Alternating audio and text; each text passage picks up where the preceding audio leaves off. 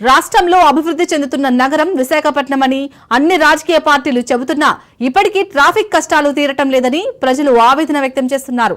నగరంలో భారీ వాహనాలు తిరగటంతో చాలా మంది వాహనాల చక్రాల కింద పడి ప్రాణాలు కోల్పోతున్నారని ప్రజలు వాపోతున్నారు. పోలీస్ జీవీఎంసీ అధికారుల నిర్లక్ష్యంతో నూరేళ్లు ఉండాల్సిన జీవితాలు గాల్లో కలిసిపోతున్నాయని ఆవేదన చెందుతున్నారు ప్రజలు. ఇక దీనిపై మరింత సమాచారాన్ని విశాఖ నుంచి మా ప్రతినిధి సూర్యప్రకాష్ అందిస్తారు. ప్రతి ఒక్కరికి గుర్తొచ్చేది చాలా పర్యాటకమైన ప్రాంతంగా అయితే గుర్తొస్తుంటుంది. అలానే రాష్ట్రంలో అభివృద్ధి చెందుతున్న నగరం ఏదైనా ఉందంటే అది కూడా పూర్తిగా అయితే విశాఖపట్నం అనే చెప్పుకుంటారు. అటువంటి అభివృద్ధి చెందుతున్న నగరంలో అయితే దాదాపు ఎక్కడికక్కడ భారీగా అయితే ట్రాఫిక్ జామ్ నెలకొనడం జరుగుతుంది. ట్రాఫిక్ జాములతో పాటు అత్యధికంగా అయితే యాక్సిడెంట్లు జరుగుతున్నాయి. గత వారం రోజులుగా అయితే రోజుకి 2 చొప్పున అయితే 8 మంది వరకు అయితే మృతి చెందడం అయితే జరిగింది.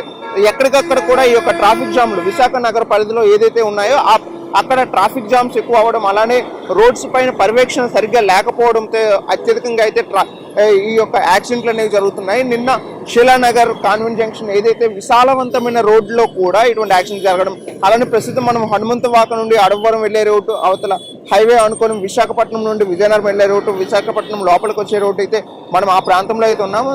మరోపక్క అయితే కాలేజ్గిరి వెళ్లే ప్రాంతం కూడా ఉంటుంది. ఇలా 4 రోడ్ జంక్షన్స్ ఏదైతే ఉందో ఇక్కడ దాదాపు ఎటువంటి పర్యవేక్షణ లేకపోవడంతో కూడా ఇక్కడ అత్యధికంగా ఎప్పటికప్పుడు అయితే యాక్సిడెంట్లు జరుగుతూ ఉండడం అయితే జరుగుతుంది.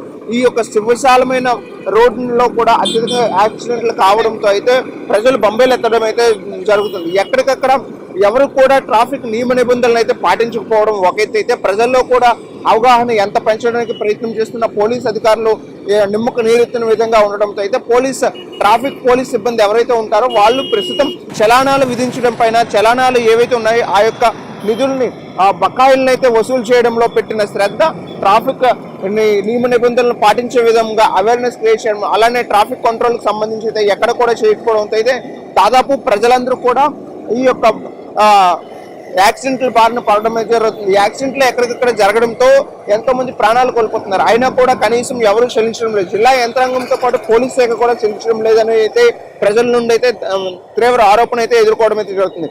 ఇక్కడ ప్రస్తుతం మనం చూడొచ్చు, ఈ యొక్క ట్రాఫిక్ అయితే చాలా అత్యధికంగా ఉంటుంది. కానీ కంట్రోల్ చేసే ఎవరు కూడా లేకపోవడంతో ఇక్కడ కనీసం పోలీసులు వాళ్ళు విధులు నిర్వహించడానికి ఇక్కడ ఉన్నా కూడా వాళ్ళు ఎక్కడ కూడా ఇటు సైడ్ రాకుండా అక్కడే కూర్చొని ఉండడం అయితే మనం చూడొచ్చు. ఆ లెఫ్ట్ సైడ్ విజువల్స్ లో అయితే మనం క్లియర్ గా చూడొచ్చు.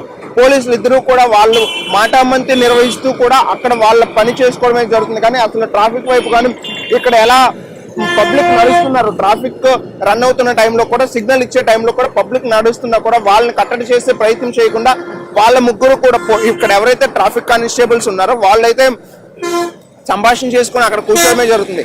ఇలా ఇక్కడే చిన్న అవి చిన్న తప్పుగానే కనిపించచ్చు, కానీ ఈ యొక్క తప్పుల వల్ల వారి యొక్క ఎంతో మంది ప్రాణాలు కోల్పోవడం కూడా జరుగుతుంది. దానిపైన ఎప్పటికైనా అధికారులు అయితే ఎప్పటికైనా యాక్షన్ తీసుకోవాల్సిన అవసరం ఎంతైనా ఉంటుంది. దీనికి సంబంధించి జీవీఎంసీలో ఏదైతే సిగ్నల్ సింక్రైజింగ్ ఉండాలో ఆ సిగ్నల్ సింక్రైజింగ్ లేకపోవడంతో దాదాపు వచ్చే వాళ్ళకు కూడా తీవ్ర ఇబ్బంది అయితే ఎదుర్కొంటున్నారు.